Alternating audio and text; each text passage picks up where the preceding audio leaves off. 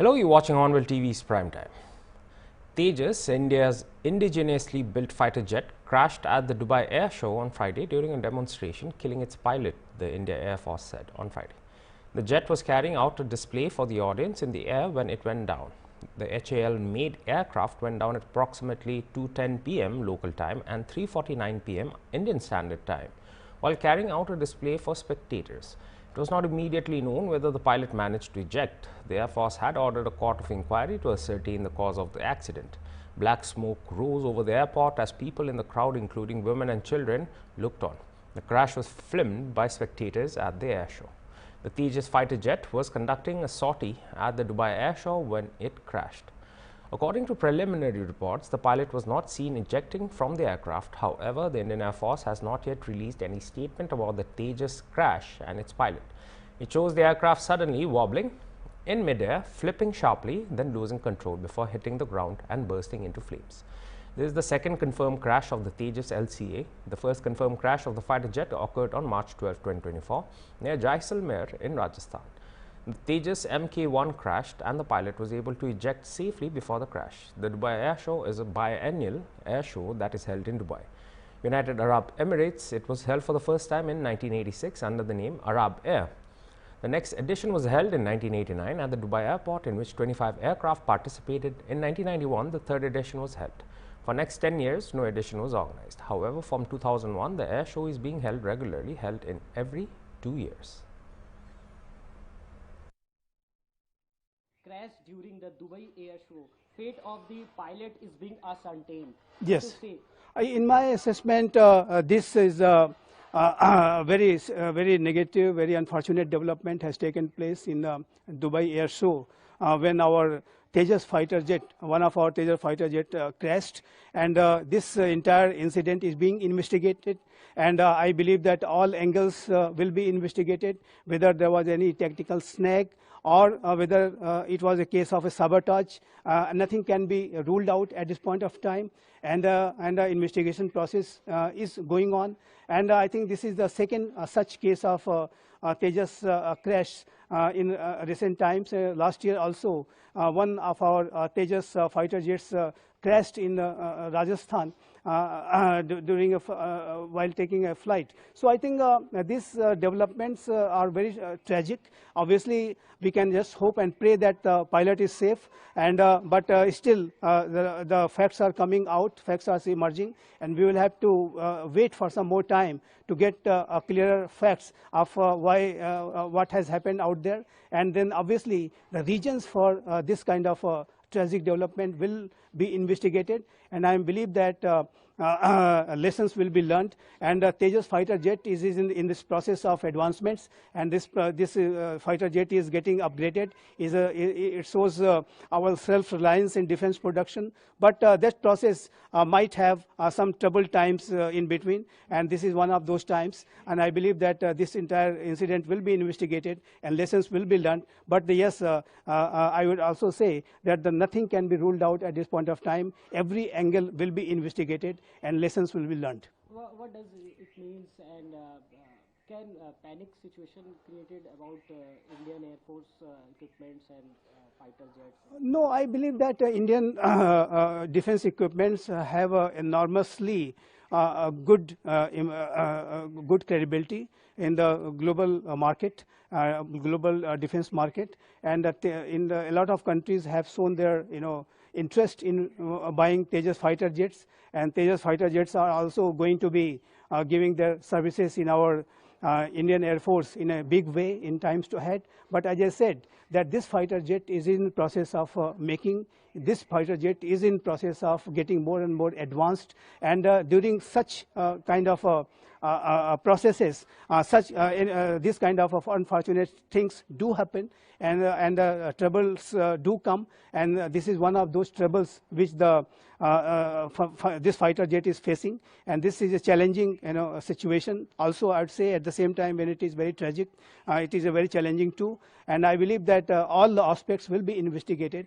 Our engineers will be looking at to every aspect of why this crash has happened, why that crash was had happened last year also, and what kind of lessons can be learned, and how this fighter jet, which is a 4.5 generation multi-role fighter aircraft, and which is a very having a great future in my assessment. So I think such lessons will be learned, and this aircraft will be further upgraded that in such a way that no such tragic incidents occur in future. Fate of the pilots is being ascertained. Yes, I think still fate. Mexico's Fatima Bosch was crowned winner at the grand finale of the 74th Miss Universe pageant on Friday in Bangkok, Thailand, after weeks of controversy plaguing the annual event. The 25-year-old from Tabasco was crowned by last year's winner Victoria Kjær Thelvig from Denmark. In second place was Thailand's Pravinar Singh, followed by Venezuela's Stephanie Abase Sali, Philippines' Atisa Manalo, and Ivory Coast's Olivia Yache, rounding out the top 5.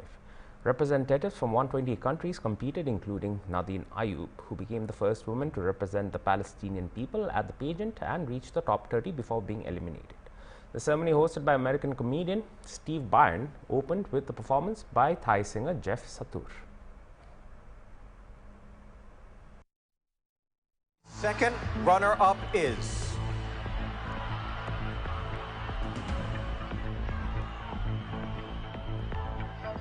Venezuela.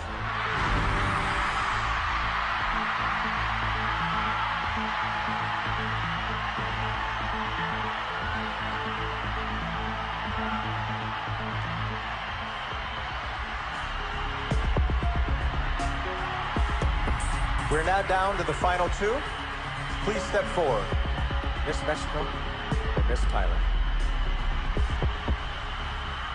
One of you will be taking the crown and representing women all over the world as Miss Universe. If, for any reason, the winner is unable to complete her duties, the first runner-up will take her place. Good luck, ladies. The 74th Miss Universe is... Do not pull a Steve Harvey here, Steve. Here we go. Miss Universe is Mexico!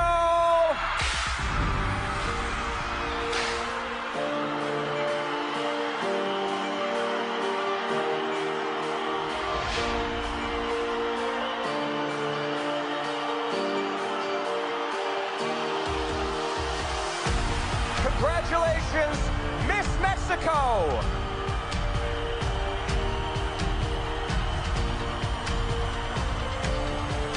And can we please give a round of applause for our first runner-up, Miss Thailand!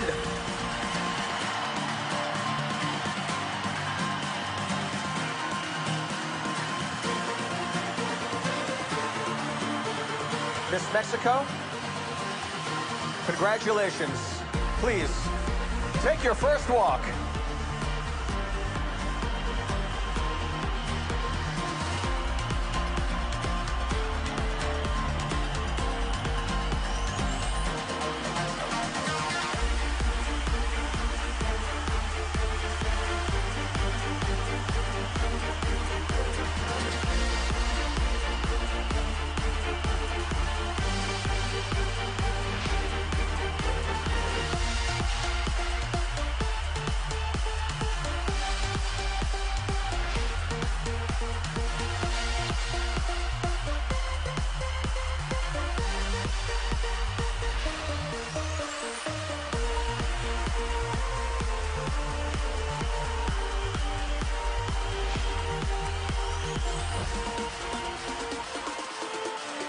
So that's it.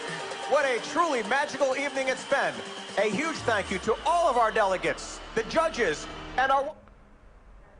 Before Friday's polished finale, there had been a chaotic run-up, with the competition styled as a celebration of all cultures, backgrounds and religions in a safe space for women, facing judges resigning, denying allegations of vote rigging, mock drug use, stage falls and dramatic walkouts. At the beginning of November, Miss Mexico Fatima Bosch claimed that she had faced a public dressing down from the pageant's Thai director Nawat Itzaragrisil, who allegedly called her a dumbhead. She walked out, followed by several fellow contestants, a moment that was caught in a live stream. Later, Bosch told reporters the way she was treated lacked respect and that the world needs to see this. We'll be right back after a short break, so stay tuned for more news.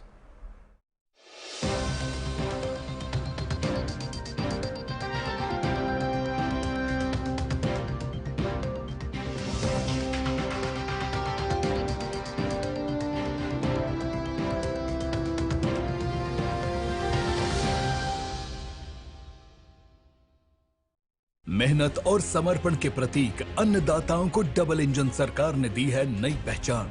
कर्मयोगी सरकार ने किया है वो दमदार काम जो दशकों तक था सिर्फ सपना। उत्कर्ष के इन 8 वर्षों में गन्ना किसानों को किया गया है रिकॉर्ड 2,90,000 करोड़ रुपए से अधिक गन्ना मूल्य का भुगतान। वर्ष 2007 से 2017 तक हुए भुगतान से यह 1,48,000 करोड़ रुपए है अधिक। माननीय मुख्यमंत्री योगी आदित्यनाथ के नेतृत्व में पारदर्शिता और तकनीक से जुड़ी नई व्यवस्था ने बदली है गन्ना किसानों की तकदीर। वर्ष 2017 से अब तक 4 बार बढ़ाया गया है गन्ना समर्थन मूल्य। गन्ना पेराई सत्र 2025-26 में गन्ना किसानों को होगा 3,000 करोड़ रुपए से अधिक का अतिरिक्त लाभ। नई चीनी मिलें और बढ़ी क्रशिंग क्षमता ने असल मायनों में गन्ने की फसल को बनाया है ग्रीन गोल्ड। काम दमदार, डबल इंजन सरकार।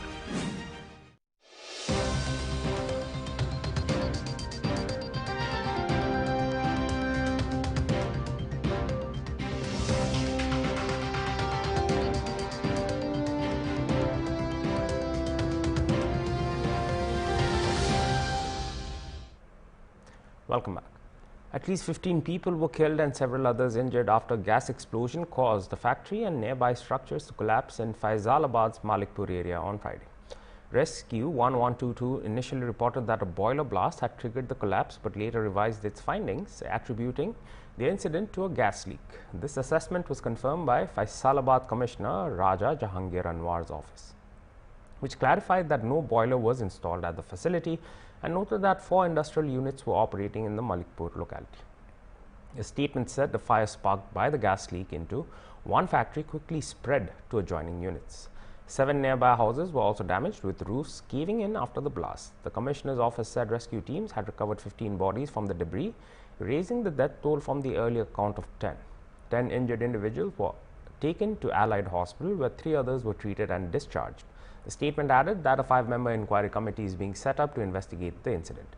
Rescue operations have concluded and clearance work is underway as authorities continue to monitor the situation.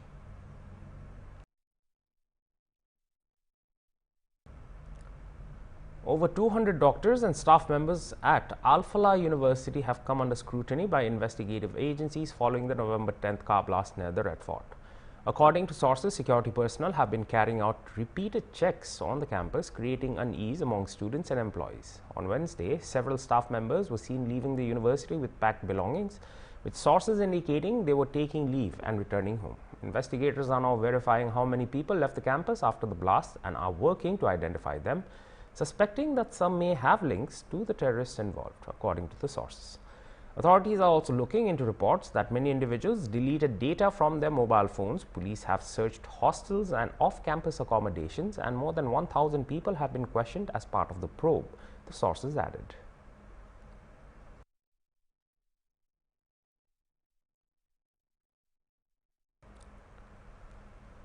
The Supreme Court on Thursday held that the court cannot impose any timelines for decisions of the President and the Governor on granting assent to bills under the Constitution. The Apex Court pronounced its opinion advisory on whether it can impose timelines on the President and state governors for acting on bills passed by state legislatures. The Supreme Court said that courts cannot set timelines for the President and governors to grant assent to bills passed by the state legislature.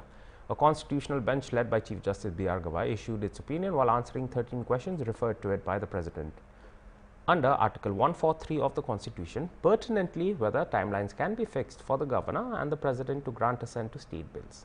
The Supreme Court refused to accept the preliminary objections raised by opposition ruled states like Tamil Nadu, West Bengal and Kerala to maintainability of presidential reference, saying the issues raised in it pertains to the very core and foundational modalities of the constitutional machinery. On Friday, West Bengal Governor C.V. Ananda Bose, reacting to the SC ruling, said it has given the message that the Supreme Court of India upholds the separation of powers as enshrined in the Constitution of India.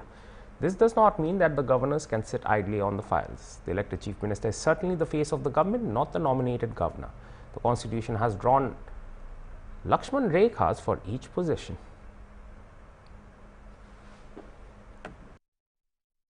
Put to rest the controversies and confusion about the jurisdiction of the governor.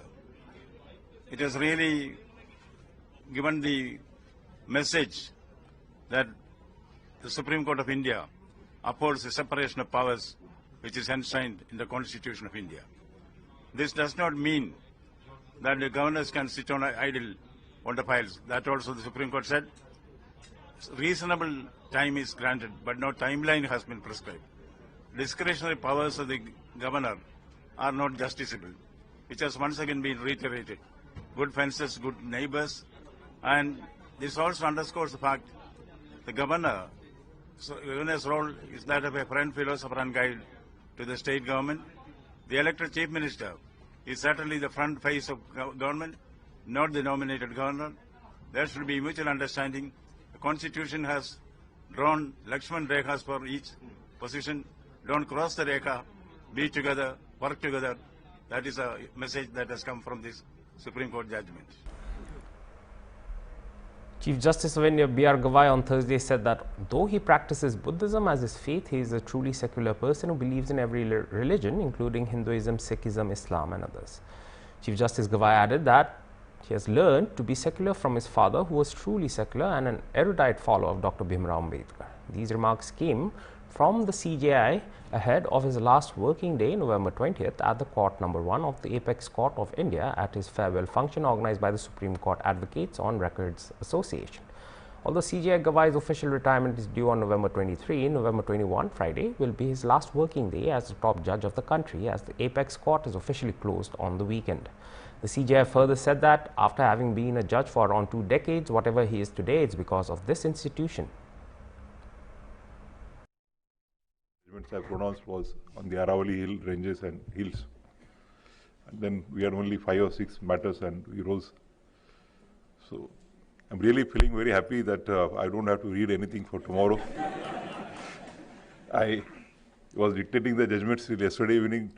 Today, except correction of today's orders, I'll be very free. I was just telling Brother Surekant when we were coming, I'm feeling so relieved, and I told him what I proposed to do in the evening. I can't share it. Maybe that is part of what he would write after February 2027. I'm really grateful to all of you to be here this evening and spoken so many good words about me. I didn't know that Amit Sharma had such a wonderful knowledge of Buddhist philosophy. I practice Buddhism, but I do not have any depth in any religious studies. I am truly a secular person.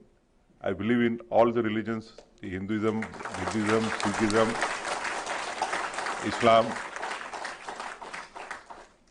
I always believe that Supreme Court is a very great institution, and unless all the stakeholders work together, like all the judges of the Supreme Court, the bar of the Supreme Court, the registry of the Supreme Court, the staff of the Supreme Court, as I said yesterday in the felicitation function of the staff, that the judges, that the people only see the face of the Supreme Court judges when a judgment comes.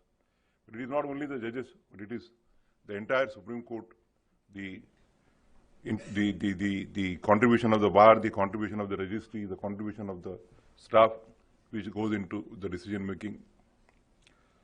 And therefore, I always believed that the Supreme Court Bar Association as well as the SCORA should always be taken on board wherever the issues with regard to the problems of the bar were concerned. We'll be right back after another break, so stay tuned for more news.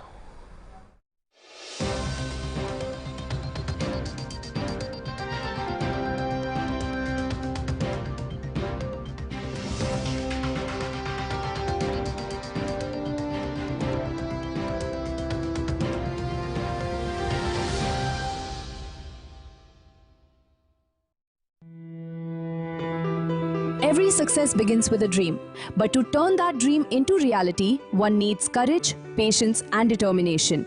Today, the women of Assam have proven that courage is their greatest strength. Mukhyamantri Mohila Uddamita Abhijan, the visionary initiative by the government of Assam, has opened new doors of opportunity and empowerment. Under this mission, over 30 lakh eligible women from self-help groups have been included. The government of Assam has extended a helping hand by providing entrepreneurship fund of 10,000 rupees to each beneficiary, encouraging them to build their own identity. With a total investment of over 3,000 crore rupees, this campaign has become a powerful symbol of women's dreams, determination, and self-reliance.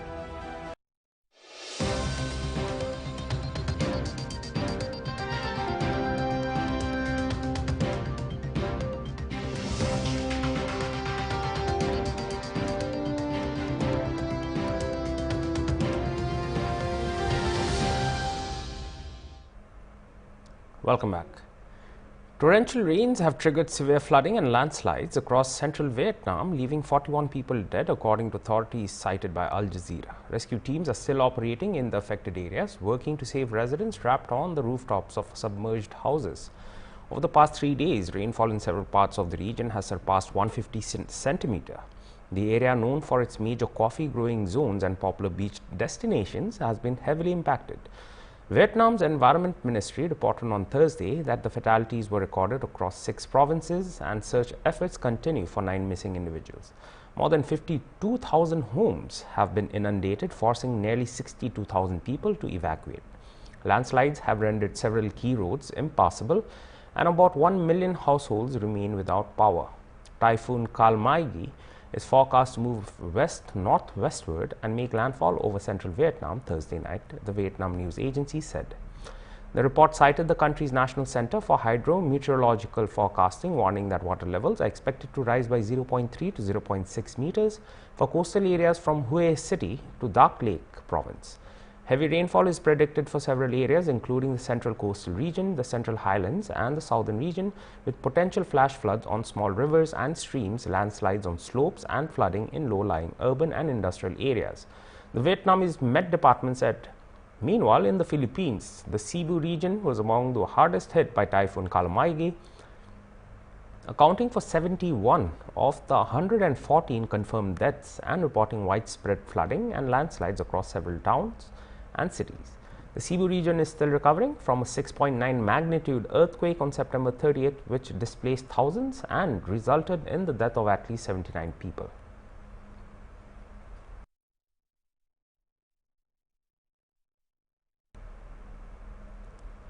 RSS Sarsang Chalak Mohan Bhagwat addressed a gathering of dignitaries in Imphal on Friday during the first day of his 3-day visit to Manipur. In his address, Bhagwat reflected on the Sang's civilizational role, national responsibilities, and the ongoing efforts for a peaceful and resilient Manipur, according to an official statement.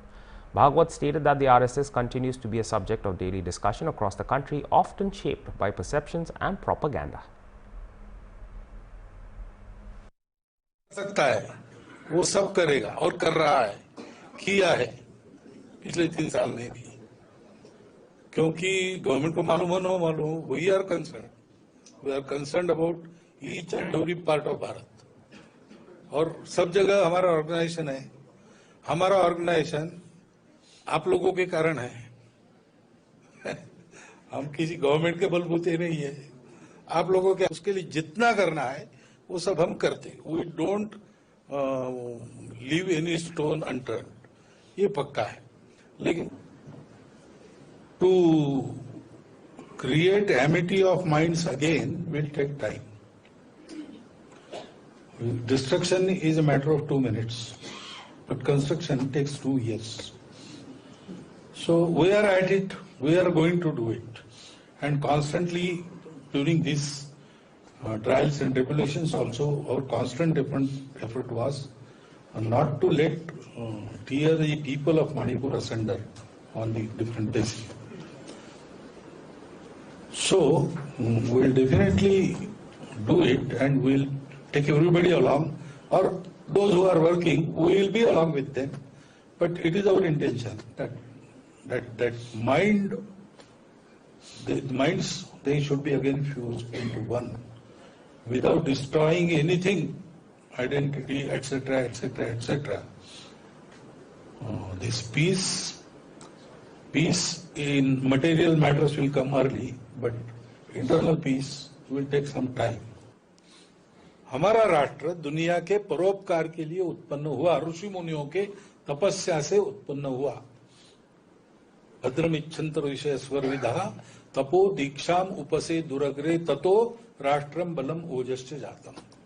विश्व का कल्याण चाहने वाले ऋषि मुनियों ने दुर्धर तप करके उनके तप से राष्ट्र बल और ओज की उत्पत्ति हुई। और इसलिए हमारे लिए आदेश है कि आप ऐसा जीवन जियो कि दुनिया के सब लोग आए और हमारे चरित्र से जीवन की शिक्षा लेकर जाए। स्वम स्वम चरित्रम शिक्षेरन पृथिव्याम सर्वमानव। भारत का उत्थान जब जब होता है तब तब ये होता है, जब जब दुनिया में इसकी आवश्यकता है भारत का उत्थान होता है। योगी अरविंद ने कहा, उनका उत्तर पारा का भाषण आप सबको पता है। That was all for this hour's bulletin. For more news and updates, stay tuned to Hornbill TV. Goodbye.